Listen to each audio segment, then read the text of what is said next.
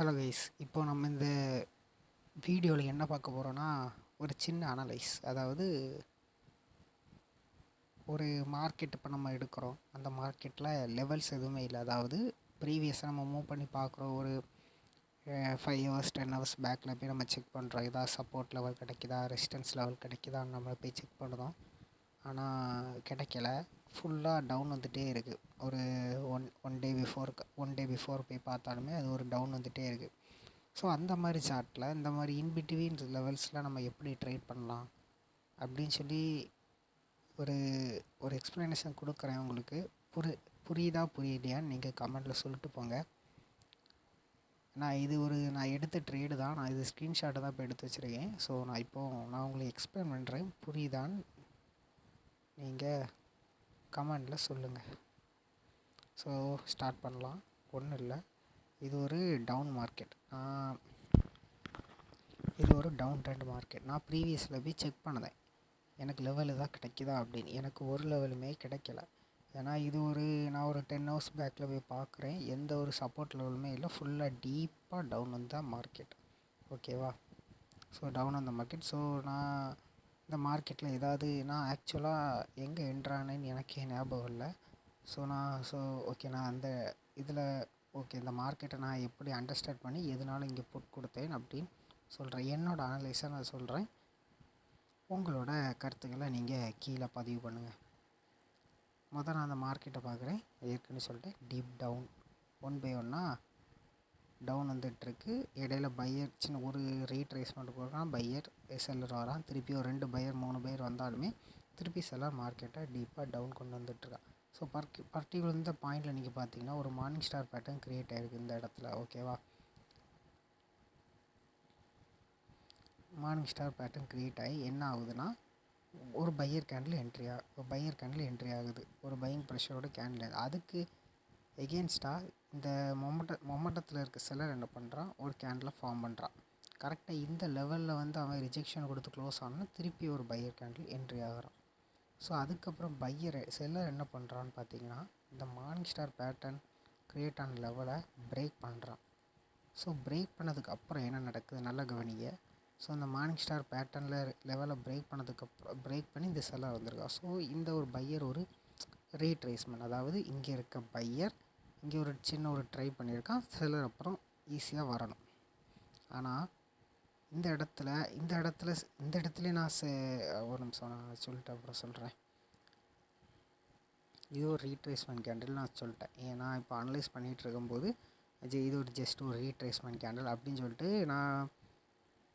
நான் கன்ஃபார்ம் பண்ணிட்டேன். இது ஒரு ரீட்ரேஸ்மெண்ட் கேண்டில் அப்படின்னு சொல்லி நான் கன்ஃபார்ம் பண்ணிட்டேன். அடுத்த கேண்டிலில் பார்க்குறேன், பையர் சின்னதாக ஒரு என்ட்ரி கொடுத்து என்ன பண்ணியிருக்கான், ஒரு செல்லர் கேண்டில். ஸோ இது ஒரு ரீட்ரேஸ்மெண்ட் கேண்டில்னால், ஸோ நல்லாவே முதலே நம்மளுக்கு தெரியும், செல்லர் நல்லாவே ஸ்ட்ராங்காக மார்க்கெட்டை மூவ் பண்ணி கொண்டு வந்துட்டுருக்கான், நல்லாவே ஸ்ட்ராங்காக இருக்கான். அப்படி இருந்தும் எதனால் இந்த ரீட்ரேஸ்மெண்ட் கேண்டில், அதாவது அது எங்கல்ஃபிங் மீன்ஸ் விழுங்குறதுன்னு அர்த்தம். அதாவது இப்போது எங்கல்ஃபிங் பண்ணிட்டானா விழுங்குறது, அதுக்கு அர்த்தம் அது. இப்போது எங்கல்ஃபிங்னா இது ஒரு பையர் கேண்டில் வச்சுக்கோங்களேன்.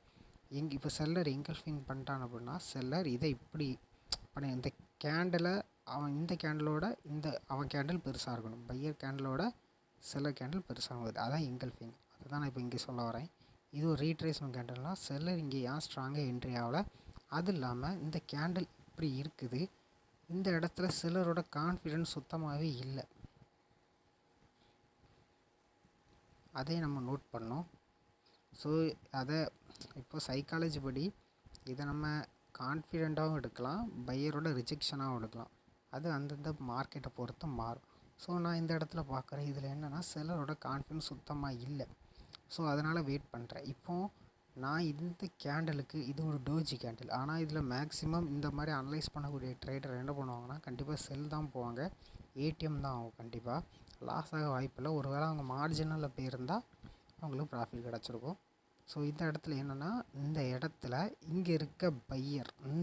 இருக்க பையர் கூட இந்த மொமெண்டத்தில் இருக்க செல்லர் ஃபைட் பண்ணியிருக்கான், நல்லாவே ஃபைட் பண்ணியிருக்கான். ஃபைட் பண்ணி என்ன நடந்திருக்குன்னா, ஒரு டோஜி ஃபார்ம் ஆகிருக்கு. ஸோ இந்த இடத்துல நீங்கள் செல் போகணும் அப்படின்னு நான் சொல்ல, போகாமல் இருக்குது. அதாவது இது ஒரு ரீட்ரேஸ்மெண்ட் கேண்டில் அனலைஸ் படி. அதுக்கப்புறம் ஒரு நல்ல கேண்டில் ஃபார்ம் ஆகிருக்கணும். ஆனால் அவனால் ஃபார்ம் பண்ண முடியல. ஸோ நம்ம வெயிட் பண்ணுறோம். ஸோ பேலன்ஸ் இருக்க பை என்ட்ரியாக ட்ரை பண்ணுவோம் அப்படின்னு சொல்லி நம்ம வெயிட் பண்ணி எடுக்கிறது நமக்கு நல்லது. ஸோ உங்களுக்கு எக்ஸ்பீரியன்ஸ் இருக்குன்னா நம்ம கொஞ்சம் இதில் போகலாம். இப்போ நானாக இருந்தாலுமே நான் இதை கவனிக்காமல் விட்டுருந்தா கண்டிப்பாக செல்லு தான் போயிருப்பேன். இப்போ என்ன ஏடிஎம் ஆகிருக்கும், நம்ம இன்வெஸ்ட் பண்ணி அப்படியே ரிட்டர்ன் ஆகிருக்கும். வேறு ஒன்றும் இல்லை. இது கொஞ்சம் மார்ஜினலில் போயிருந்தால் நம்மளுக்கு ப்ராஃபிட் ஆகிருக்கும். கொஞ்சம் நம்ம இங்கே கொடுத்து நம்ம டவுன் கொடுத்துருந்தோம்னா நம்மளுக்கு லாஸ் ஆகிருக்கும். ஸோ அதுக்கப்புறம் இந்த இடத்துல ஃபைட் பண்ணி என்ன நடந்திருக்கு, செல்லர் இந்த இடத்துல ஒரு நல்ல ஒரு கேண்டில் க்ரியேட் பண்ணிட்டான். இந்த கேண்டிலில் பார்த்தோன்னா பையரோட, அதாவது செல்லர் அவன் ஃபார்ம் பண்ணி க்ரியேட் பண்ணிட்டான். செல்லர் பையரோட இதுவும் இல்லை. அண்ட் இந்த டோஜிலையும் பார்த்தீங்கன்னா இந்த இந்த டோஜியோட என்ட்ரி பாயிண்ட்டை நீங்கள் பார்த்தா தெரியும். அதையும் அவன் பிரேக் அவுட் பண்ணி தான் அந்த கேண்டிலாக ஃபார்ம் பண்ணிடுவான். ஸோ நம்ம 100% இந்த கேண்டிலுக்கு நம்ம புட் ஆப்ஷன் போகலாம். ஸோ நான் இப்போது எக்ஸ்பிளைன் பண்ணது புரிஞ்சிருக்கா புரியலையான்னு எனக்கு தெரியல. நான் இந்த இடத்த திருப்பியும் சொல்கிறேன். இது ஒரு ரீட்ரேஸ்மெண்ட் கேண்டில். இது ஒரு, அதாவது இந்த மார்னிங் ஸ்டார் பேட்டர்ன் லெவலை பிரேக் பண்ணதுக்கு இது ஒரு ரீட்ரேஸ்மெண்ட் கேண்டில்லாம். செல்லர் அதாவது ஒரு நல்ல ஒரு கேண்டில் ஃபார்ம் பண்ணியிருக்கணும். ஆனால் அவனால் ஃபார்ம் பண்ண முடியலை. அதாவது இந்த பையரும் இந்த செல்லர் கேண்டிலும் கிட்டத்தட்ட சேம், சும்மா கமத்தி போட்ட மாதிரி தான் இருக்குது, திருப்பி போட்ட மாதிரி தான் இருக்குது. அதுக்கப்புறம் நான் வெயிட் பண்ணுறேன். இங்கே ஒரு ஃபைட் நடக்குது. டோஜி மீன்ஸ் உங்களுக்கு தெரியும், நியூட்ரல் கேண்டில். டோஜி எதனால் ஃபார்ம் ஆகுதுன்னா, அந்த இடத்துல ஒரு லெவலை பிரேக் பண்ணும்போது அந்த லெவல் இப்போ ஒரு ரெசிஸ்டன்ஸ் லெவல்னு எடுத்துக்கிட்டோன்னா, அந்த ரெசிஸ்டன்ஸ் லெவலில் பிரேக் பண்ணும்போது அங்கே ரெசிஸ்டன்ஸ் லெவலில் யார் இருப்பா, செல்லர். அதாவது சப்ளை ஜோன் சொல்லுவாங்க. அந்த இடத்துல யார் இருப்பா, செல்லர். ஓகேவா? அப்போது அதை பிரேக் பண்ண நினைக்கிது யார், அதாவது ஒரு ரெசிஸ்டன்ஸ் லெவல். இந்த லெவலில் யார் இருப்பா, செல்லர். ஸோ இந்த லெவலை பிரேக் பண்ண வர்றது யார், பையர். ஸோ இங்கே இருக்க செல்லர் இங்கே வரக்கூடிய பையர் சேர்ந்து இங்கே ஒரு ஃபைட் போடுவாங்க. அந்த லெவல் வந்தோன்னா அந்த லெவல் கிட்டேருந்து ரிஜெக்ஷன் கொடுத்தும். டோஜினா இப்படி ப்ளஸ் மாதிரி இருக்கும்லாம் இல்லை, இப்படியும் இருக்கலாம், இப்படியும் இருக்கலாம்.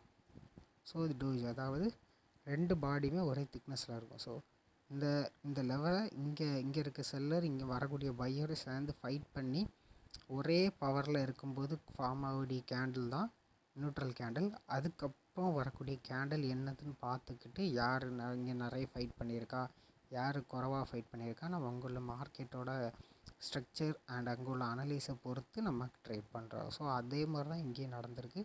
இந்த இடத்துல இருக்க இந்த பையர் கூட இந்த செல்லர் ஃபைட் பண்ணியிருக்கான். மொமெண்டத்தில் இருக்க செல்லர் அடுத்த கேண்டில் ஈஸியாகவே அவன் நல்ல ஒரு கேண்டிலாக ஃபார்ம் பண்ணியிருக்கான். ஸோ அதனாலே நம்ம செல் போகலாம். அடுத்த மார்க்கெட் கீழே தான் பார்த்து போச்சு. ஸோ இதுலேருந்து புரிஞ்சிருக்கும்னு நினைக்கிறேன். ஸோ இந்த மாதிரி லெவல்ஸ் இல்லாத மார்க்கெட்டில் எந்த வீடியோ நான் எடுத்து போட்டேன்னா, இது ப்ரீவியஸாக பேக்கில் லெவல் இல்லை, அதனால் என்னால் ட்ரேட் பண்ண முடியல அப்படின்னு சொல்கிறேன். பண்ண முடியாது, லெவல் வச்சு தான் பண்ண முடியும் அப்படிலாம் ஒன்றும் இல்லை. நம்ம சைக்காலஜி வச்சு இப்படியும் இப்படியும் பண்ணலாம். ஸோ அதுக்கு தான் இந்த வீடியோ போட்டேன். இந்த மாதிரி நான் நிறைய ட்ரேட் எடுத்திருக்கேன். ஸோ இதை கொஞ்சம் எக்ஸ்பிளைன் பண்ணலாம்.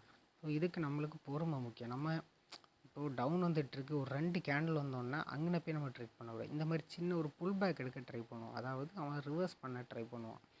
அதாவது டவுன் வரும்போது பையர் ரிவர்ஸ் பண்ண சின்ன ஒரு ட்ரை பண்ணும்போது அந்த இடத்துல ஒருவேளை பையர் ஸ்ட்ராங்காகி டக்குன்னு மேலேயும் மார்க்கெட் போகும். இந்த மாதிரி ஃபைட் பண்ணி பையர் ஒரு சின்ன ஃபைட் கொடுத்துட்டு திருப்பி மார்க்கெட் கீழே பார்த்தும் போகும்.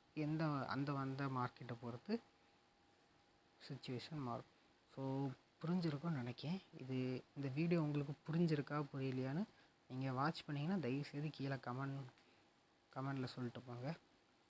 ஓகே, பாய்.